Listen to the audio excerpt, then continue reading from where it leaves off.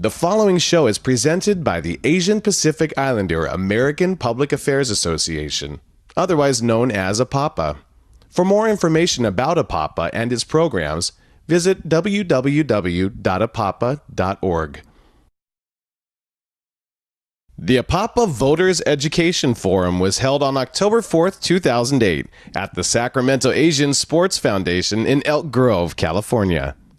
Various political candidates, elected officials, and members of government attended the event. The show you are about to watch includes highlights from that forum.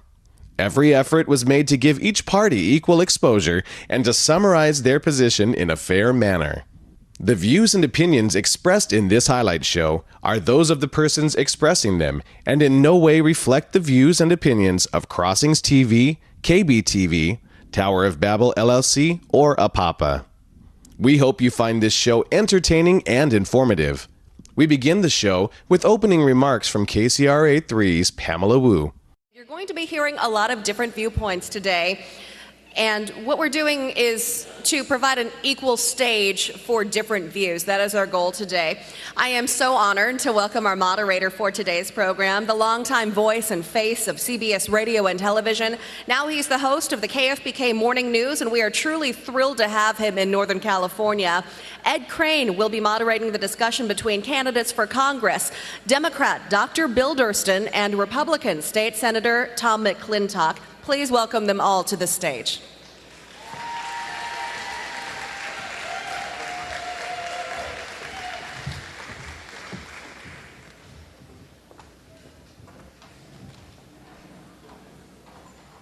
Well, good afternoon, ladies and gentlemen. We will begin with a panel discussion involving two of the men who hope to be representing us in Congress next January. These gentlemen are not running against one another. Dr. Durston is from the 3rd Congressional District, or seeking that seat, and Senator McClintock is from the 4th Congressional District, or seeking that seat. Democrat challenger Bill Durston will be challenging Congressman Lundgren, who could not make it today. And State Senator Tom McClintock is here, looking to win the seat in the 4th District. We had hoped to see Democratic Congressman McNerney and Republican challenger Dean Andal, but they could not make it either. I think both of the congressmen were tied up with legislative business in Washington. Let us begin our opening statement with Mr. Durston. This mic live? Yes, it is. All right. Well, thank you very much, Ed. And I'd like to thank Cece and Amy and all the other people in APAPA who put on this forum. And I'd like to thank all of you for coming. I think I'll stand here in the middle. Okay. As Doug Ossie said, this really is democracy at work. It's a chance for you to get to know the candidates so that you can make the best choice in the November election. I'm an emergency physician. I work at Kaiser South Sacramento, just up the road here a bit. I'm also a combat veteran of Vietnam, served with the Marines with 3rd Force Recon. I am running for Congress because people came and asked me to run for Congress. They felt, and I agree, that our current representative in the 3rd Congressional District doesn't represent the people. As Doug Ossie talked about, he represents the special interests. They asked me to run to take back this district and to take a step toward taking back our democracy for people like those of you here today. And that, in a nutshell, is why I'm running for Congress. Doctor, thank you very much.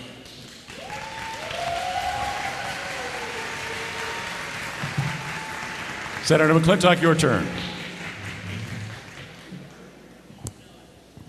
Well, thank you, Ed, and thanks to CCN and to APAPA for sponsoring this event today. I think I've been coming to these now for well over a decade, and I watch the crowd growing every year, and want to thank all of you for the interest and the support that you've given to APAPA and for your participation in this most critical decision that we face now just 31 days from now. We're here all today because we sense that our country's in serious trouble, and the decision that we're about to make in the upcoming election will affect our nation for many years to come. As you know, for many years I've warned that the mismanagement of our state's finances was pushing us toward the brink of bankruptcy. Now, I know I've been criticized for opposing the budgets that put California in this situation, but I think you'll find that my warnings have been very close to the mark. And I don't want to see the same thing happen to our country. I believe in a government that lives within its means and within the constraints established by the United States Constitution. I want to see the principles of individual freedom and limited government restored as the foundation of our national policy. Senator, time is up. Thank you very much. Thank you. As we all know, we're in a tough economy. Health insurance, which once used to be almost a right of working for a company, is either hard to come by or we're paying for it ourselves, the lion's share of it. The question is, do you support any type of national health insurance bill to protect the average citizen? Senator? Well, I've long advocated a prepaid refundable tax credit that would replace the massive bureaucracy that's eating up so much of our health dollars before they reach the service level, replacing it with a prepaid refundable tax credit that would bring within the reach of every American at least a basic health plan that they could afford. That would assure folks that they don't have to worry about losing a job or getting stuck in a dead-end job for fear of losing their insurance. I oppose the socialized approach that we have seen fail in every place where it's been tried, including a number of states in this nation, Tennessee, Massachusetts, for example. Wherever the socialized model has been tried, Canada, we consistently see massive cost overruns and ultimately a deterioration of our health care quality. In Tennessee, for example, after massive health costs pushed the state to the brink of bankruptcy, they had to cut back on their provider rates, and now we're watching doctors leave Tennessee. We're watching hospitals close. That's not the future that I want to see for our nation. All right, Senator, thank you. Well, Doctor, I can imagine as a physician you have a unique viewpoint on this. I do. You know, as emergency doctor, it's always been my philosophy that access to necessary medical care is a basic human right. It's not a privilege based on your ability to pay. That's the way I've practiced medicine. That's the way I think it should be practiced in our country, and that's the way it's practiced in the rest of the civilized world. Senator McClintock's statement that it's failed in other countries that have what he calls socialized medicine is absolutely false. The United States ranks in the lower third in measures of quality of care compared to those other countries that have universal health care. We pay twice as much per person for universal health care. I say it's not socialized medicine, it's civilized medicine. Time for us to join the rest of the civilized world and provide access to necessary medical care for everybody in our country. Doctor, thank you.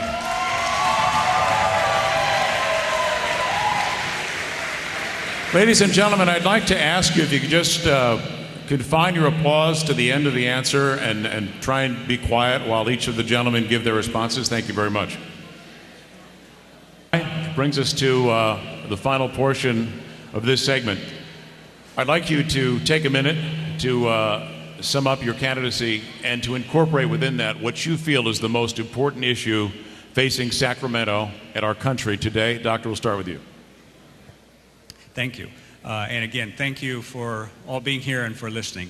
I'll go back to what I said in the beginning. As an emergency doctor, as a combat veteran of Vietnam, first and foremost, I want to address the life-threatening situations. That includes the wars in Iraq and Afghanistan. I'll work to bring our troops home promptly, safely, and honorably. As far as health care goes, people are literally dying in our country for lack of access to necessary medical care. All work toward a program of universal health care that saves money and that also makes sure that everybody in our country has access to necessary medical care. And finally, I think there's a life threat to our democracy.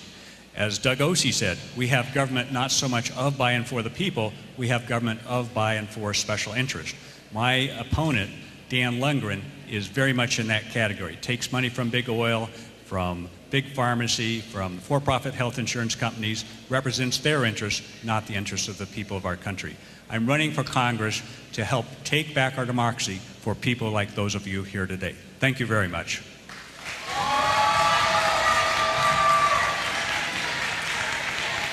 Thank you, Doctor. Senator, your turn. Well, we're approaching a great turning point for our nation, and it's going to require the vigilant attention of every citizen as they go to the polls. We must always be aware of the enormous damage that can be done by bad public policy to an economy. We're in an extremely dangerous and vulnerable period where the wrong decisions can have a devastating and long-term effect. The organizations that represent the small business people of our communities, the United States Chamber of Commerce, the National Federation of Independent Businesses, have all endorsed my candidacy. Every one of the major taxpayer organizations, the National Taxpayers Union, the Howard Jarvis Taxpayers Association, the National Tax Limitation Committee, have all endorsed my candidacy, as have the organizations that have been fighting wasteful spending, starting with Citizens Against Government Waste. And there's a reason for that. They know that the wealth of our nation is all around us. It's in the commerce and the enterprise of every one of us. And that is a fundamental strength that no accounting gimmicks and market manipulations on Wall Street can change unless we let them. Our prosperity is based on our freedom. Our problems are rooted in our public policy. As long as we hold fast to our freedom, we're always in control of our public policy and of our destiny as a free people. Thank you very much, Senator. Ladies and gentlemen, that concludes our congressional candidates panel. Our thanks to 3rd District Democratic candidate Bill Durston and to our 4th District candidate, Senator Tom McClintock. Thank you both, gentlemen.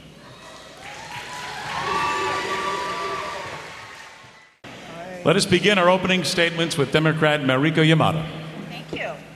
Well, thank you and good afternoon to everyone, and welcome to this portion of this exciting afternoon.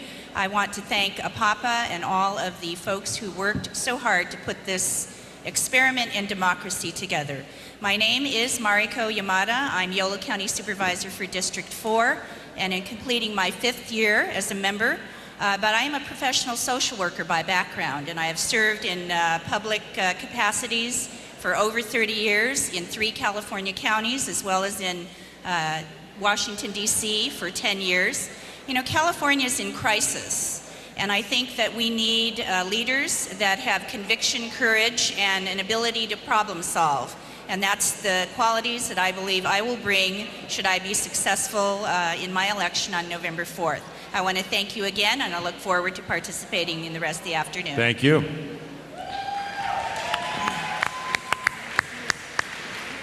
We now move on to a fellow expatriate New Yorker, Republican Manuel Casme. Thank you. For the Latinos, buen dia. For the Slavic, privyet. And for the Indian Sikhs, sat sri akal. I want to thank you. My name is Manny Cosme. I'm a business owner. I've been a business owner since 1990. And during the course, since 1990, I've been a small business advocate. The reason why I'm a small business advocate is because California has become a very hostile environment for small businesses. As a result, I've thrown my hat into the ring to hopefully impact better legislation that comes out of Sacramento. The other concern is education reform. I think there's some issues that needs to be addressed as well. Thank you very much, sir. Let's move on now to Democrat Allison Huber. Hi, I'm Allison Huber, and I'm a candidate for State Assembly. I am not a likely candidate. I come from a very modest background. My parents were on welfare when I was born, and we moved 10 times in K through 12. I was the first person in my family to graduate from college, and I come from a very large family. My dad's the oldest of 13 kids. So we've got 150 family members in an hour-and-a-half radius of here. So very large family. But I worked hard. I worked every evening and weekend that I could to put myself through school, and I am now a business attorney. I've been practicing business litigation for the last 9 years, and I'm looking forward to making sure that others have the same opportunities that were available to me, and making sure that our community colleges help to give people the retraining and the job skills that they need to change their station in life like I did. And I look forward to talking to all of you again. This is my 2nd year at this particular APAPA forum, and I really thank everyone for putting this together. Thank you. On to the Republican side, Jack Sieglock. Thank you very much, and I'd also like to say thank you to APAPA for sponsoring this forum today. I look forward to meeting many of you, and I have already had the pleasure of meeting many of you. I am Jack Siglock. I'm from Lodi, California, and I've lived there since the 7th grade. And I have had the pleasure, actually, of being a public servant, both as mayor and a city council member in the city of Lodi for 8 years, and also as a member of the San Joaquin County Board of Supervisors for 8 years, and I termed out last year. And actually, during that time, I worked with both Democrats and Republicans in solving a lot of problems important to San Joaquin County. And I think that's something unique about me is I know how to work with people on both sides of the aisle. I'm an independent individual. I'm an independent-minded individual. In addition to that, I have a business and been involved in different businesses, and I bring both experience from the public sector and from the private sector, and I would be honored to serve you, and I look forward to the questions here today. Thank you. Thank you, sir. Democrat Joan Buchanan, please. Thank you, and I want to thank you for inviting me to participate today. I'm a mother of 5 children. All are graduates of our local public schools. I'm a community volunteer, a coach, and a school board member serving 4 terms as board president. I honed my budgeting and financial skills in the private sector as director of operations at Delta Dental. I'm running for assembly because I want to make government work for ordinary people again. I want to invest in jobs of the future in industries like alternative energy, science, technology, and biotechnology. I want to restore California's promise to all its children so every child has access to a high-quality public education, kindergarten through the college and university system. When I first ran for school board, our teachers were on strike, our district was near bankruptcy, and student performance was inconsistent. Today, we rank in the top 3% of the state. We can turn California around by working together. Thank you. Thank you very much.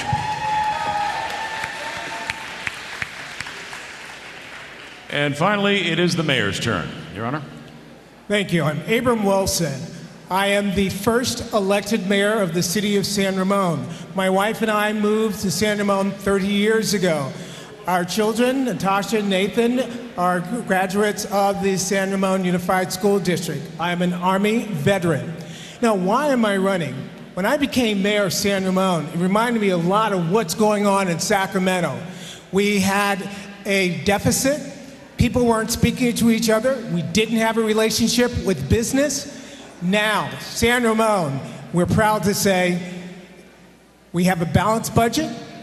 We are working with the business community, and we are very, very active throughout the region. We're bringing people together, and that's one of my strengths, working on both sides of the aisle. I'm again thankful for APAPA to having this event. Thank you all for your opening statements. Let's begin with what is probably the most controversial initiative on the ballot, Proposition 8. It is titled, Eliminates the Right of Same-Sex Couples to Marry. If passed, it would change the California Constitution to eliminate the right of same-sex couples to marry in California.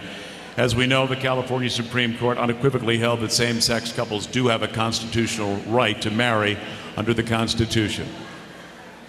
My first question will go to Ms. Yamato. What is your understanding on the statement that voting for Prop 8 is about maintaining a traditional marriage, that it is not an attack on gay relationships? Thank you. Well, I'm an unequivocal supporter of civil rights for all people. As a social worker, that is one of our core values and beliefs. So, you know, there are several ways to look at Proposition 8 from that overall framework. First, the fact that it's a constitutional amendment is worrisome to me. I think there should be a very high threshold for amending the Constitution. Secondly, you know, there are quite frankly gay people in this audience, and I would just say I would ask each of you to search in your hearts to determine which one of you would discriminate against that individual. And I see I'm already out of time. All right, thank you. Well, first, I don't think the court should overrule anything. However, on Proposition 8, I am on record that I will not support Proposition 8. I think it's equality for all.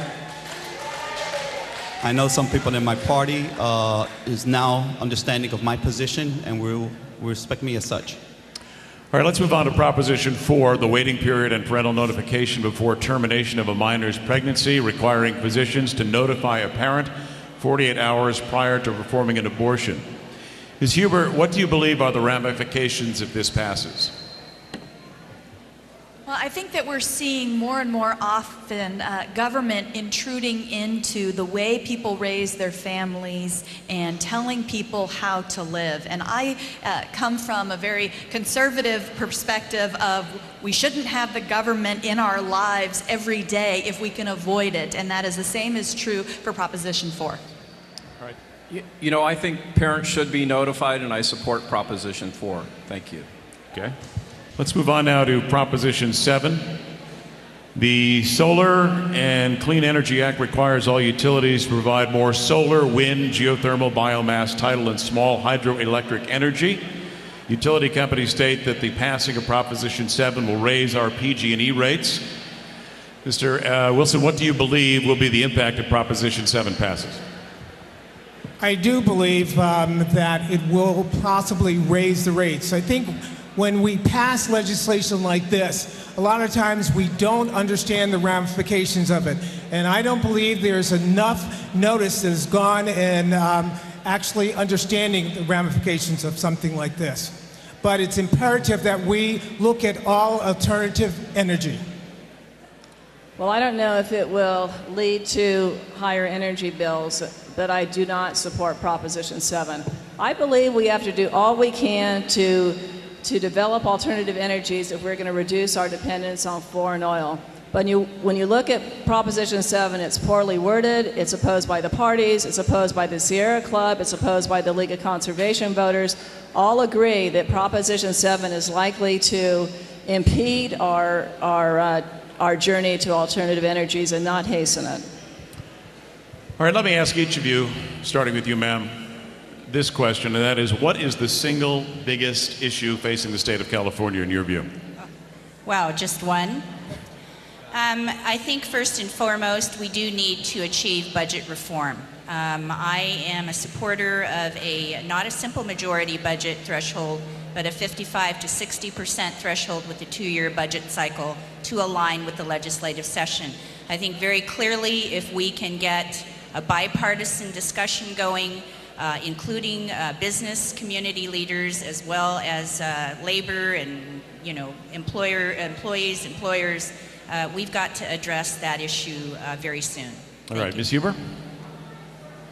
Not to disagree with my colleague here, because the budget is very important, but I think high-paying jobs in California and the California economy is the most important issue facing us today. We have to make sure that we are not just bringing in minimum wage jobs into California, but that we're actually bringing in jobs that people can support a family. I mean, out there right now, people are having to choose between taking their prescription medication or filling up their gas tank, and as long as that's happening in California, economy should be one of our main focuses.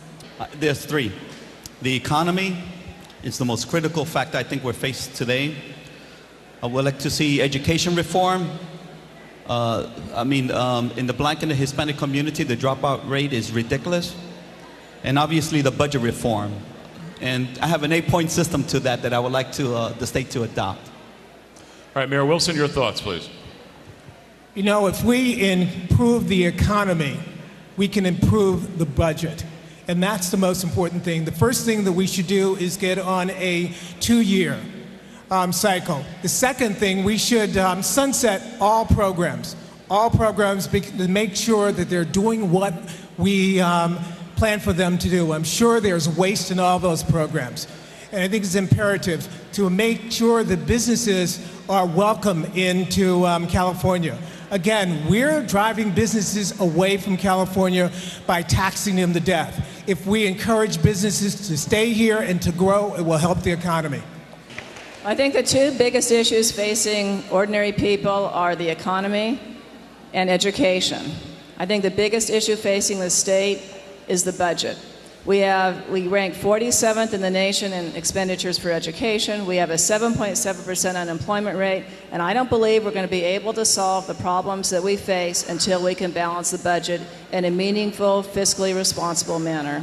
I think the biggest issue facing California is jobs in the economy. And I think there's a very anti-business attitude at the state legislature, and I think that attitude has to change.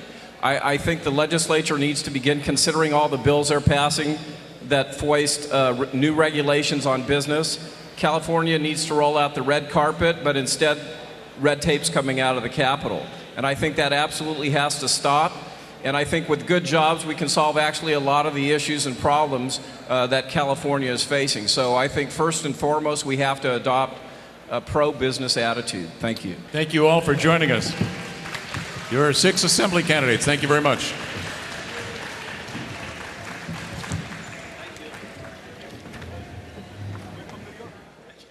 I am the daughter of an immigrant who came to this country when he was 12, and thanks to the public education system, became a successful businessman and veteran of World War II.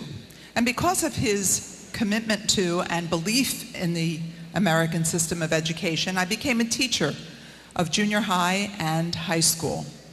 I've also been a city council member and a member of the Board of Supervisors in Yolo County, and I represent currently Yolo and Solano counties in the Assembly. In every one of my jobs, I've focused on solving problems, on bringing people together, learning the details of an issue, and most important, getting to a solution, getting to goal. Working effectively with many, I've gotten a lot done for our community and for the state. Repairs on the very dangerous Highway 12, protection for homeowners from flood, and as chair of the Water, Parks, and Wildlife Committee, flood protection and opposition to the peripheral canal. And working with everyone has been a hallmark of my approach to governance. I've had 49 bills signed by a Republican governor, more than any other legislator, Republican or Democrat, in the legislature, in the Valley. I've supported the Asian Pacific Islander Caucus and its legislative priorities very strongly.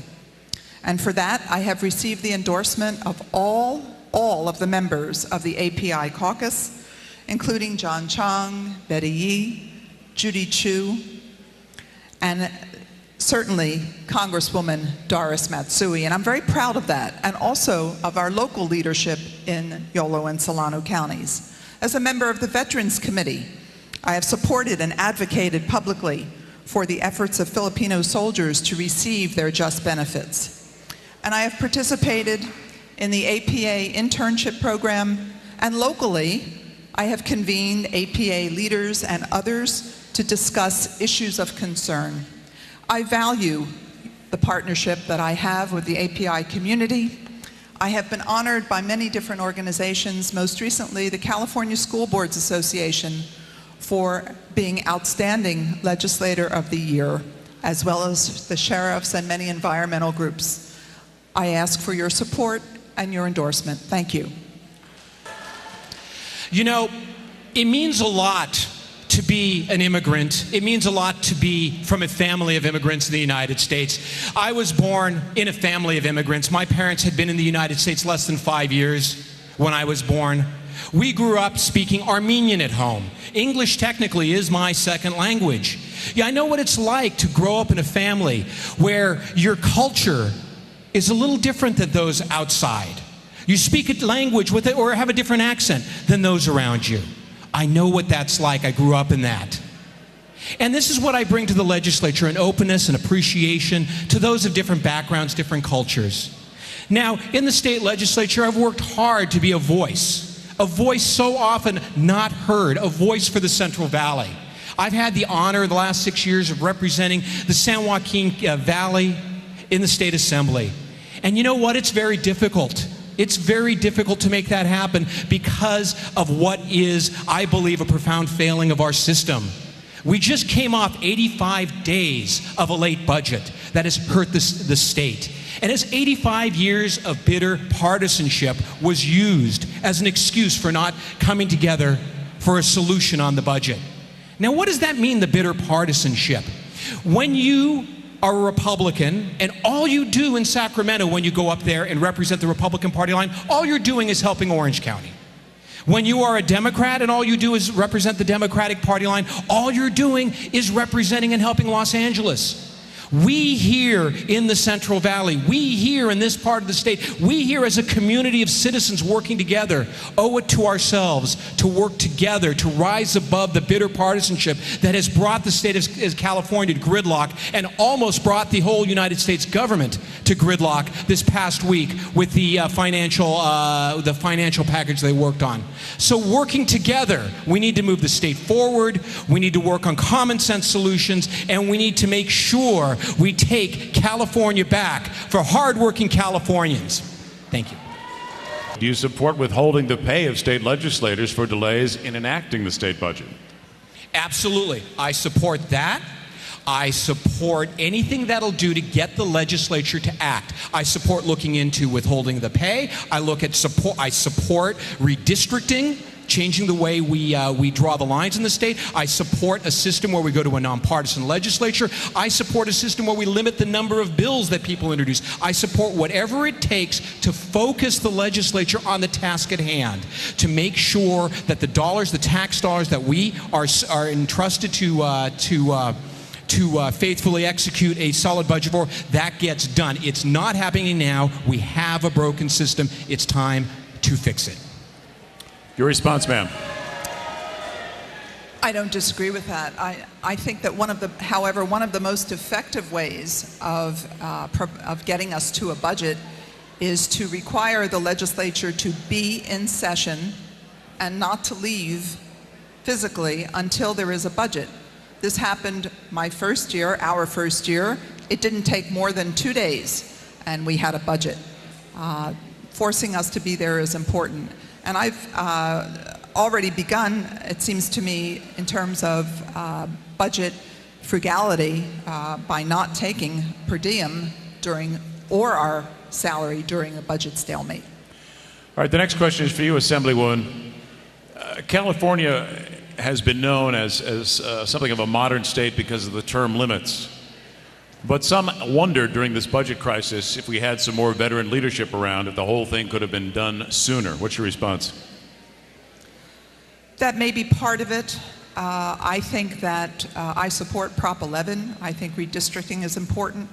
We're losing the middle in California. California is a centrist state, but we're losing the middle. There's too much polarization on either side. So it seems to me that's part of the answer. And it is what it is in terms of the leadership. We had strong budget leadership, and we've had people around for a long time, but when you have no revenues and you have a minority that does not wish to consider everything on the table, you have a problem. You have a recipe for stalemate. All right, thank you. Your response? I support term limits. I support the will of the people who have voted time and time again to support term limits. The problem is with term limits, people don't get enough time there and to develop the ability to speak for their district, and the party bosses take over. The party bosses are the problem. That's why I support a system to end partisan elections in the state of California. Term limits isn't the problem. It's the party bosses that exert too much control. Let's put the power back in the hands of the people so they represent their districts and not the party bosses. All right. Assemblyman, the final question will go to you, and that is this. What issues that are currently faced in California do you feel are being under-addressed or poorly addressed by you and your fellow lawmakers? Everything that matters to hardworking Californians is being poorly addressed by us in the legislature. Ed, the legislature has failed. And when we fail, do we say, oh, we failed, we need to work on this policy, that policy? No, it's an immediately coming out and saying Republicans blaming Democrats and Democrats blaming Republicans. Ed, we've descended to a system where partisanship is being used as an excuse for failure. We need to get past that. The best way to do that is to end our current system of partisan legislative elections. Let's do what we do at the local level, the city council level, the board of supervisor level. Their partisanship is not used as an excuse for failure. Their things need to get done. Things do get done or people get voted out of office. Let's end the partisan bickering. Let's get things done, because we have failed as a legislature, the hardworking families of California. Thank you. I think... Assemblywoman, your turn. Thank you. I think there are 4 areas that are extremely important and unaddressed. The first is our healthcare system, which is not working for anyone. We are in crisis on healthcare. The second is our educational system, funding it at all levels to the extent that people desire to achieve in society. And to make a healthy society, you need a good education system.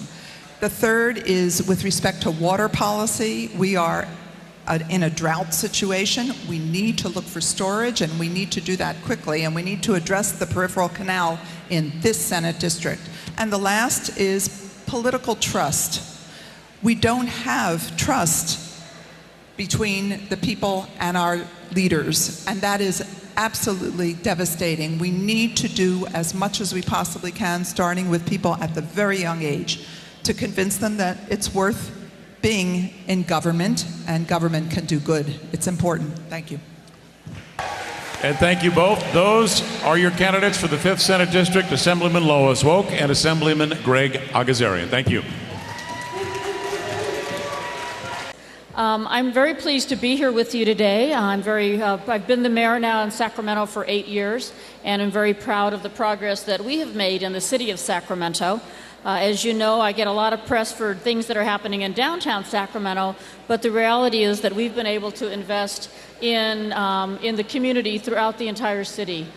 We have expanded community centers, we have built libraries, we have built new fire stations, a number of new parks, also improved street lighting, the streets themselves, landscaping throughout the city, and brought thousands of jobs to the city through sort of 3 different economic development approaches.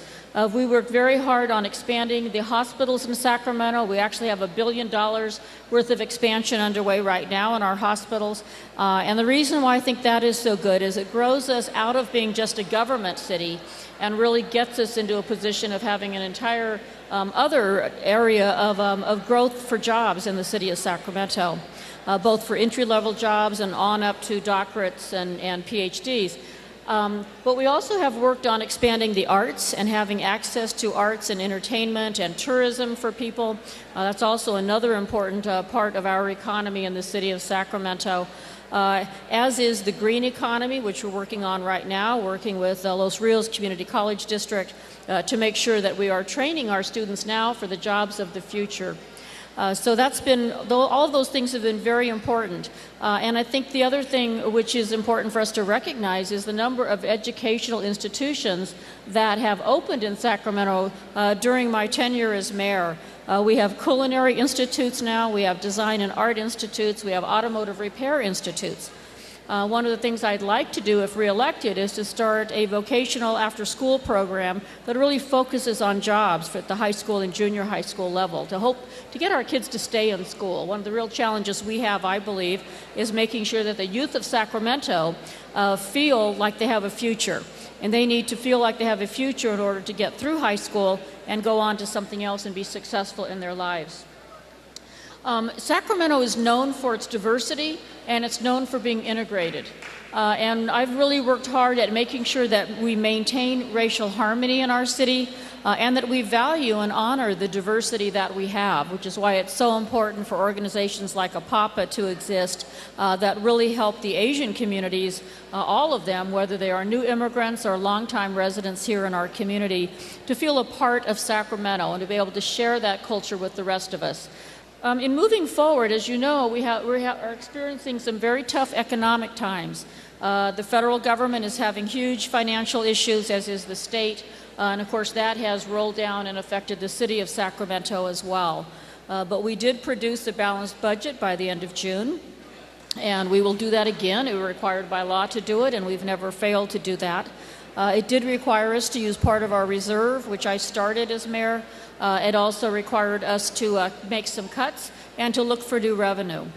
And in moving forward, the areas that I will be most focused on, getting it down to just a few words, is our youth, jobs, which includes economic development in a number of areas, levies, and police officers. Because public safety will continue to be our #1 priority. And while we've had a crime reduction for the last 2 years, we know that crime has been an ongoing issue in the city of Sacramento, as with every other city. While we can't afford to put a police officer on every block, we can work with our neighbors, we can work with our business community, and we can do a lot to reduce crime in Sacramento if we work together. Most of you know my name is Kevin Johnson. I'm running for mayor of Sacramento, and I'm a third-generation Sacramentan. I grew up in this community. My mom and father grew up in this community. My grandfather grew up in this community. I was lucky enough to get a scholarship to UC Berkeley and play basketball. Go Bears! Some Go Bears in the house. I was lucky enough to get a scholarship to UC Berkeley and then play 12 years in the NBA. And as soon as I retired, I could live anywhere I wanted, but I came back to Sacramento because I love our city. And I've been watching what's going on in Sacramento over the last 4 or 5 years, and I think we need better and stronger leadership to be able to take our city to the next level. And I think we need that change, and we need it now.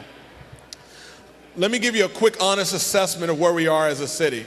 Number one, violent crime has increased over the last 7 years, 55%. Violent crime in Sacramento over the last 7 years has increased 55%. Sacramento right now is the second most unsafe city in the state of California, behind only Oakland. The second most unsafe city in California, behind Oakland. That is not acceptable. We can do better. I have made public safety my top priority in Sacramento. We're going to put more police officers on the street. We're going to increase our response time. We're going to investigate more property crimes. I have been endorsed by the Sacramento Police Officers Association because they're looking forward to standing with me. Number two, education. 2/3 of our schools in Sacramento right now are not meeting the state academic growth targets. 2/3 of our schools are not meeting the state academic growth targets in our city. That is not acceptable. We've got to do better by our young people, by our kids. We've got to have high quality choices. I have made public education a top priority. You cannot have a great city without great schools. And we've done that in the Oak Park area. We've turned around Sacramento High School. We're running an elementary school where we're getting great results for young people. So you've got to have great schools to have a great city. Number three, economic development and jobs. Sacramento has the highest unemployment rate in the last 12 years than we've had in our city. That means we're not getting the jobs, we're not getting the opportunities in our cities. If you don't have a job, you cannot own a home, you cannot make choices, unfortunately, that you want to make for your family. I do not want people in Sacramento to have to make choices between buying groceries and paying a mortgage. We've got to have more jobs in our community. As a mayor of this city, I'm going to do my part to create more jobs and more opportunities for people in Sacramento. And then lastly, when you think about Sacramento, we've had a $58 million budget deficit in our city. That's the highest budget deficit in the history of Sacramento. That is not acceptable in our city. As a mayor, I'm going to bring back accountability and transparency and a balanced budget so that we can create a city that we're all very proud of. And that's my commitment to you as a mayor. I am lucky to say I'm from Sacramento. I won the primary. I got 46% of the vote in the primary, which is very significant. I won by a large margin, but this race is not over. I'm going to do everything I can to be elected in November. I want to encourage the API community to get out and vote. Make your voices heard. Do not sit on the sidelines. You need to stand up, get off your hands, do what you're doing today, and make your voice heard. I'm looking forward to being your mayor in Sacramento come November 4th. Thank you very much for your time, and God bless you all. We mentioned at the beginning of this program just how electrifying the race for president has become. We're going to be hearing from representatives from both campaigns today. We're going to be joined by the Obama campaign a little bit later on in the program. But first, representing Arizona Senator and Republican presidential nominee John McCain is Republican businessman and former member of Congress Doug Osee. Thank you, Pamela. Good afternoon, everybody. Ladies and gentlemen, I'm here to speak with you on behalf of Senator McCain. And I really don't have any ambivalence about who it is I'm supporting in this race. I'm supporting Senator McCain for three primary reasons. The first reason is that Senator McCain has spent a lifetime putting America first. Putting America first. His lifetime of service, whether it was in the Navy or since, has given him the chance to see how government works, both from the positive side and from the negative side. But in each case, in each opportunity, Senator McCain has put country first.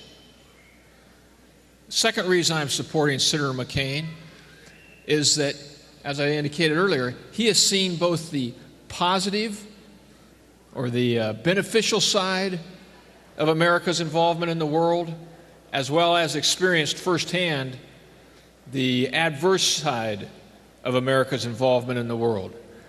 From my perspective, I want somebody in that Oval Office who knows what opportunities exist for America, but also understands what limitations exist on the ability of America to influence events. And of all the candidates, dating back to the earliest days of the Republican primary, of all the candidates running for president, the only one who has that unique, personal, firsthand understanding of the opportunities and limitations of facing the United States is Senator McCain. And the third reason I'm voting for Senator McCain is that, having spent 6 years in Washington, I am familiar with the undue influence wielded by special interests. Senator McCain has been the leader in trying to put an end to the undue exercise of influence by special interests within the halls of Congress. One of the things that has always fascinated me is elections are about change. Every election is about a change. Change can be positive or change can be negative.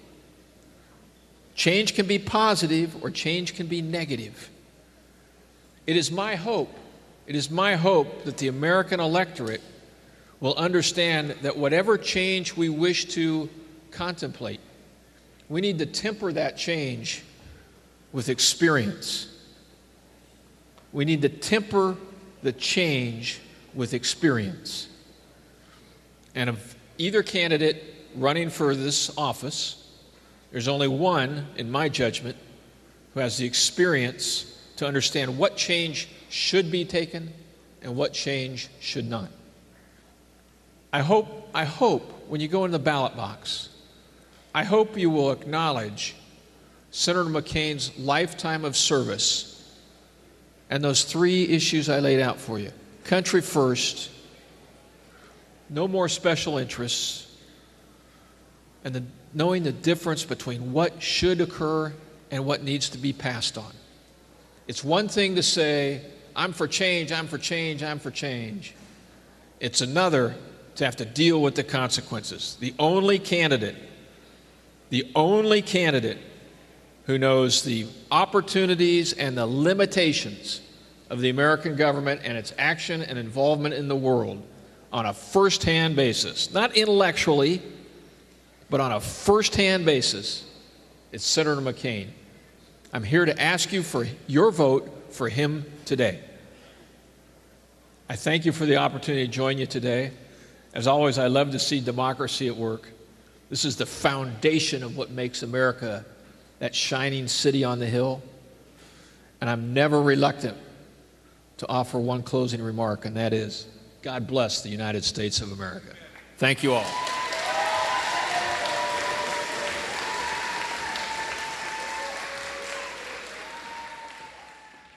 Now I'd like to introduce a representative from the campaign of Democratic nominee Barack Obama. She is a California native and a strong backer of the Democratic nominee for president. Please welcome to the stage now San Francisco DA Kamala Harris. Thank you. It's my great pleasure to be here this afternoon, and I want to thank all of you for doing what you're doing to be so involved and engaged in our democracy, because really that is what this election is all about. And I have to tell you, primarily that is why I am supporting Barack Obama as President of the United States. Because this election really is about making a statement about who we are as Americans. And it is about believing in the promise of our country and fighting for the ideals of our country. Electing Barack Obama President of the United States will mean saying We are a people and a country that will put our children first. Barack Obama and Joe Biden stand for those type of policies, which is why they have received so much support from the education professionals in our country. Electing Barack Obama President of the United States means saying we care about the most frail and vulnerable among us who rely on and need a health care system that is affordable and that works. John McCain has now proposed that he will give a tax credit of $2,500 per individual or $5,000 per family. But let's talk about what that really means. The way that that proposal is going to work out, they are going to tax health benefits the way your income would be taxed, in such a way that when we think about the average American's health cost, they are $12,000 a year. To receive a $5,000 credit leaves the question, where are you going to find the other $7,000? This is a very real and fundamental issue when you talk about not only children, but our seniors and our families and their need to be physically healthy if they can be productive and live a happy life with a certain quality of condition. We have to carefully examine the health care policies of these two candidates and these two tickets, and when you look at them by way of contrast, you see that Barack Obama really is thinking about how we live and what our real needs are, and he's not using money as the bottom line to decide what will be profitable for this country. He is thinking about human beings and what will be most profitable for us. Barack Obama has said that he will restore and reenact policy through the Small Business Administration in a way that would strengthen and encourage the growth of small businesses. Joe Biden and Barack Obama have talked endlessly, and in particular in Biden's career, about sound policy in this country regarding criminal justice. And when it comes down to it, as it relates to the people in this room, why should the API community care about the Obama-Biden ticket as opposed to the other ticket? And I will say this. One of the reasons that we cherish diversity and we encourage diversity and we want to protect it, one of the reasons, for example, that we decide hate crime is among the worst type of crime that can be committed, is because we understand and cherish and value the different life experiences that each of us has when we bring that to the table as a collective.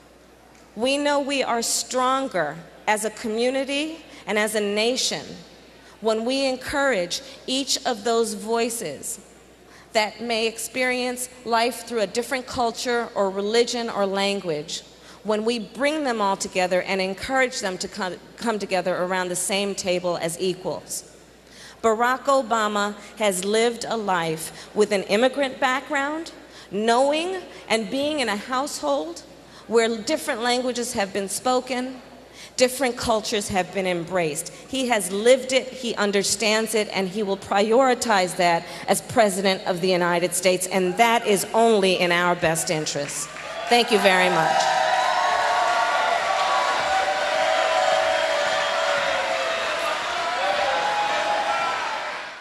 If you have any comments about this program, we'd love to hear from you. Visit www.mykbtv.com on the web or send an email to info@mykbtv.com. You may also write us at Crossings TV, 2030 West El Camino Avenue, Suite 263, Sacramento, California, 95833. Your opinion matters to us and is greatly appreciated.